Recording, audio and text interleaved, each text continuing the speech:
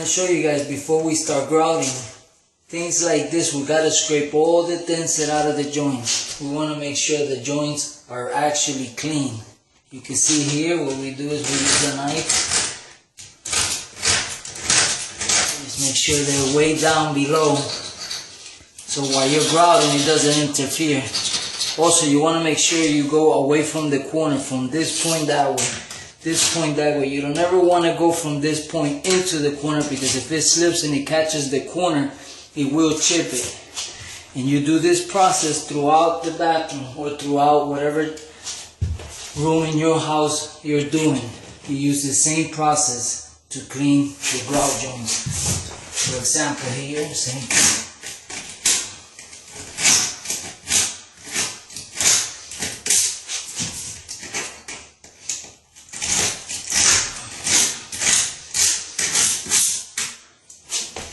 It may seem like a lot of details, but while you're toweling, if you clean your joints real good while you're toweling, this process will be less painful.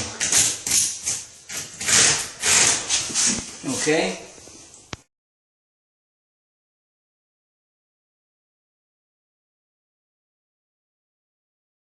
When mixing grout after tiling, the process, if you read the bag, it explains it on the bag, but it also shows using a mixer.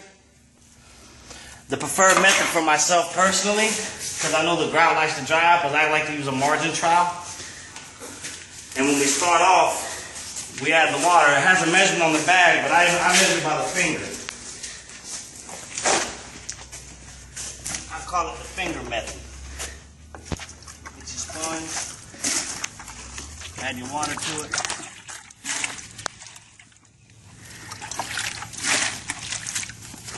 And usually put the water to about the first knuckle on your finger, which is a good method. Take your razor knife, try not to cut yourself with it.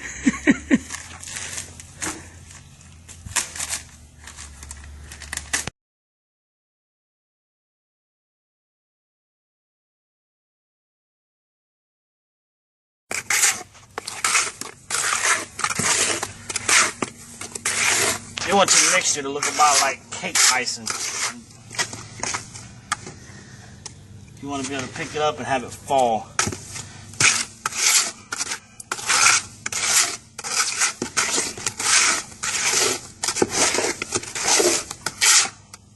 And that, my friends, is a good bucket of grout. Alright.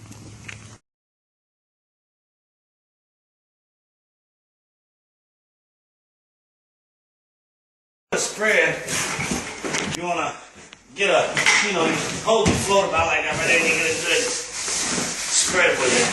Of course, this little area is not going to take the whole bucket, so what I like to do, I get in here and just pull some out. That's probably enough right there, probably more than enough right there to do this little area. With it being bigger towel, bigger area.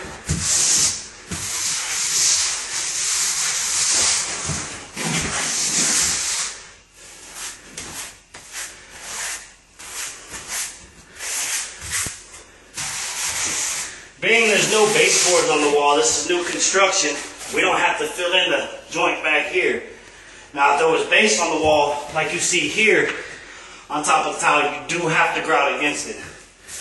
But like I said, with new construction, no base, no grout.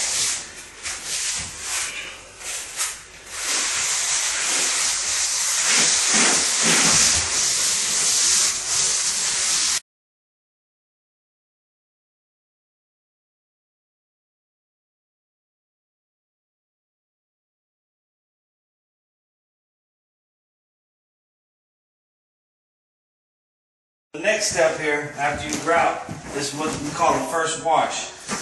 You clean water, preferably a new sponge. This has been used once or twice, but it's still relatively new.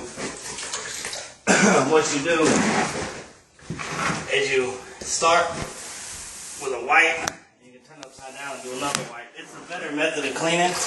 Other people have other methods. You want to wring your sponge out pretty good. But you can also do a circular motion, and it does a decent job as well. But my preferred method, just the way I like to do things is a 1-2 process. 1, 2.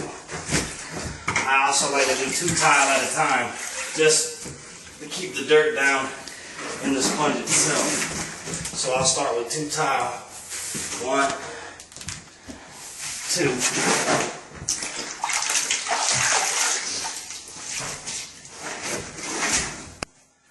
One, 2. And it takes the excess grout off and cleans the grout joints.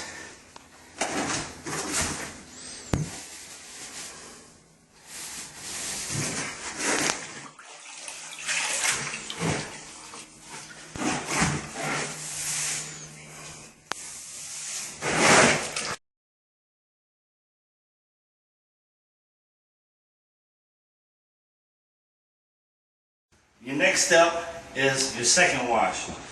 Now, depending on the color of the grout, this being your, a lighter grout of all the grouts, there's sanded, there's unsanded. This is a sanded grout. You normally wash it 3 times. This is the second time. On a darker grout, sometimes 3, 4, maybe even 5 times. But it's a 2-step process. You wring your sponge out. Like I said before, I like to do 2 tile at a time, usually 4 wipes. 1, flip your sponge. 2, clean your sponge.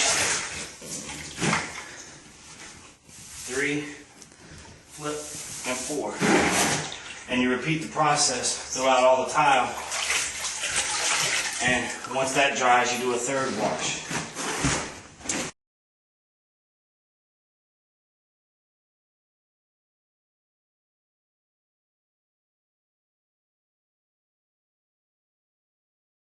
Completing your final wash, your grout joints should be uniform, no excess in the grooves, everything should look clean, and your tile should have no residue on it.